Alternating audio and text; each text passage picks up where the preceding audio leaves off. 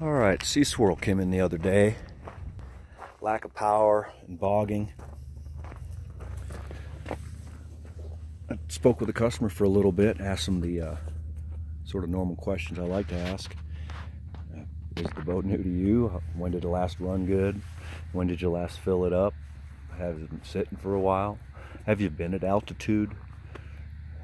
And I'm sure there's a few more, but I start out by asking some questions just to see what kind of answers I get.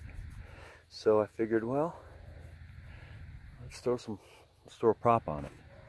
So I went from a 21, might have been a 19. Anyway, I dropped to a 15, and I got to about the bottom end of the RPM range. But when I did, the engine bogged and just fell on its face. And I limped back to the marina. Figured, okay, well, some of it was propping, and maybe because it's been running with the incorrect prop, maybe we were dealing with a carbon issue or something like that, spark plugs. Maybe we'll see. So I pulled the plugs, very carboned up, threw a new set of plugs in there, indexed them, Evinrude Ficht, and put it on my test tank. Hooked my good known fuel source to it with a good known primer bulb and such, and it ran like a raped ape.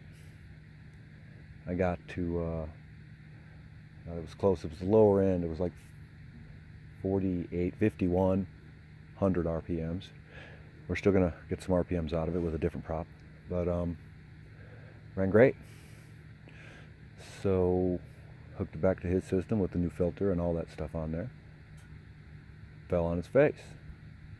So at this point, you know, we're looking for, like I said, the fuel was marginal, so maybe we're looking for a restriction or something like that in the fuel system. Yes, we can.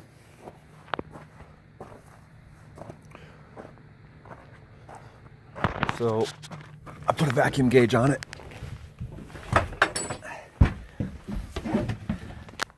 Little vacuum gauge, so we'll see what again, what the vacuum that the pump can pull.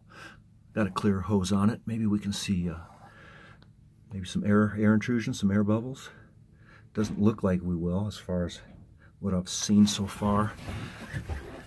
I looked at the anti-siphon valve. I cut the line back, put it on anew with a nice new hose clamp. The other hose clamp was maybe a little big, who knows. Just like to fix little things while I'm there. It's a boat. Anyway, so we're going to take it back out and run it on his gas. With this installed, we'll be able to see vacuum in the air in the lines, and we'll also be able to maybe pinch the line and see what the maximum vacuum that the electric pickup pump can draw. And maybe our issue is there, because obviously here we're running off a test tank, good known, with a nice primer bulb, and it's a good foot above the tank itself. Plus it doesn't have to go through 11 feet of fuel line to get to the motor. So we'll see.